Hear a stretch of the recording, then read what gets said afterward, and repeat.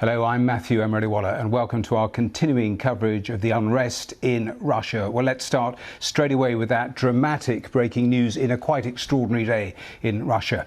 The leader of the Wagner Group, Yevgeny Prigozhin, has ordered his mercenaries to turn around and return to their bases to avoid bloodshed, he said.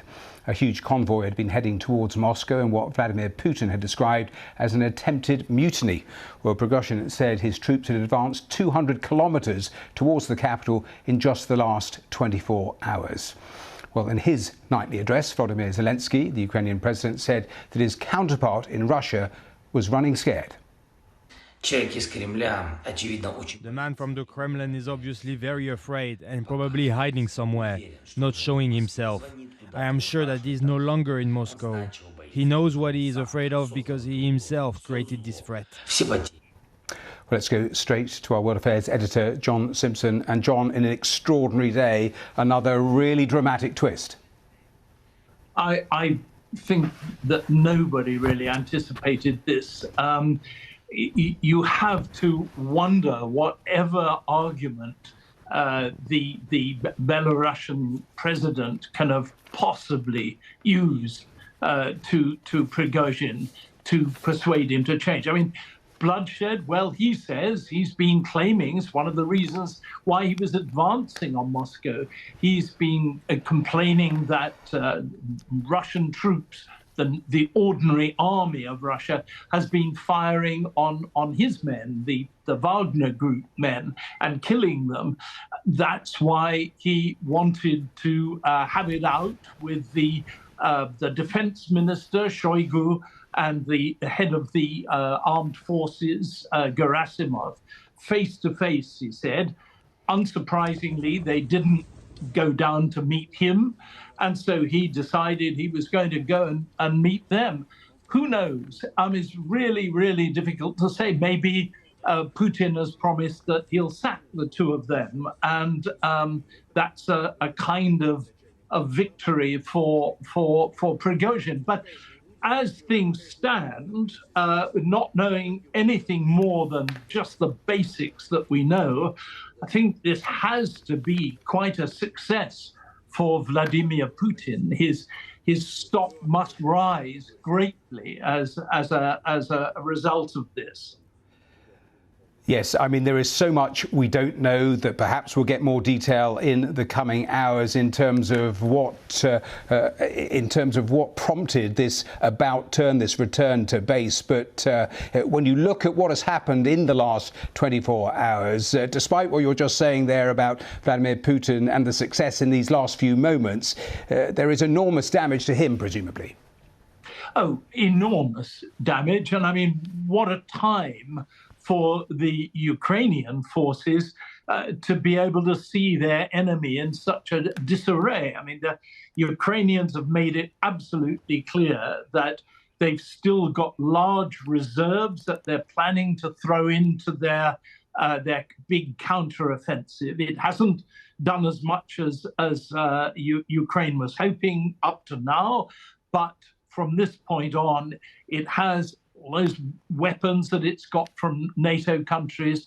It is able to move in and find the weak spots, which it must already have identified, and attack the Russian army in a major way.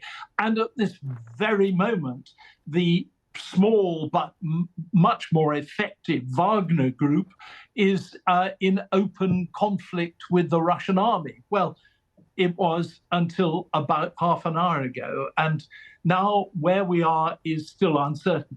But of course, the Ukrainian counteroffensive will carry on, will go ahead. Yes, I mean, as you say, Putin has been badly damaged by the whole affair. John, stay with me. You're talking about the counter-offensive. Let me just tell you, in the last few moments, Ukraine announcing a new offensive on the eastern front. Their military saying their forces are advancing around Bakhmut and further. I'll come back to you, John, in a moment or two. But of course, so much focus on what we've heard from Yevgeny Prigozhin just in the last half an hour, this about turn. Well, I just want to play an English translation of that message in Russian. It was a voice message on his Telegram social media channel in the last hour. So let's just have a quick listen. They wanted to disband the Wagner. On June 23rd, we went out on a justice march. Within a day, we were just 200 kilometers away from Moscow. During that time, we did not spill a single drop of blood of our fighters. Now the moment has come when the blood can be spilled. Therefore, understanding all the responsibility for the fact that Russian blood will be spilled on one of the sides, we're turning our columns back and leaving in the opposite direction to the field camps according to the plan. Well, let me bring John back in. And John, as you were saying a little earlier, so much of his anger over recent days and weeks have been aimed at the defence minister, also the head of the army. It had never quite got to Prigozhin against Putin directly, had it? Well, it didn't, but I think it was there all the time, and the name of Putin was sort of hovering in the background. It really is very hard to think what President Lukashenko of Belarus kind of offered to Prigozhin. Must have offered it on Putin's say-so. But, I mean, it's not impossible, and we'll have to wait and see whether this actually happens, that both Shoigu, the Minister of Defense, and Gerasimov, the head of the armed forces, will now be sacked. It's hard to think of anything else big enough, really, that would make Prigozhin just say, OK, no more blood to be spilt. I'm out of here. We're going back to our positions.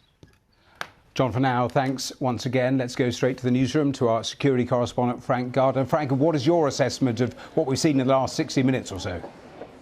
Well, I think you have to ask the question, is it all over for this man, Yevgeny Prigozhin?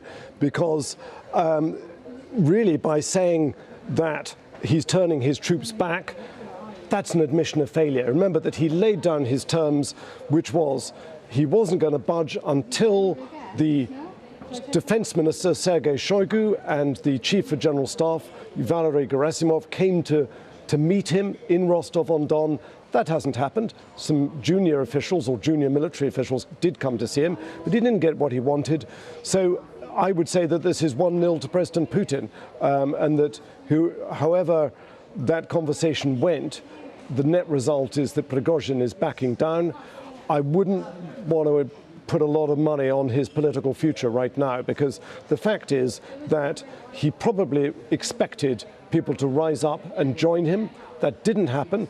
I very much doubt he had the full 25,000 troops that he talked about at his disposal. Wagner, yes, has those troops, but they're scattered around in different locations. And the FSB, the State Security Service, is not with this man, it's with President Putin, and so is the General Armed Forces of Russia. So Prigozhin was heavily outnumbered, he's overreached himself. There will now be some kind of negotiations, but remember there is an arrest warrant out for him. It's a tricky one, this, because the Wagner Group has been immensely useful to the Kremlin. President Putin has been able to use them as a kind of arm's length, doing the dirty work for them in places like Mali, Libya, Central African Republic, Mozambique, as well, of course, as Syria and the Donbass in Ukraine. So it's not really in Russia's interest to dismantle them. They are one of the most effective fighting forces on Russia's side.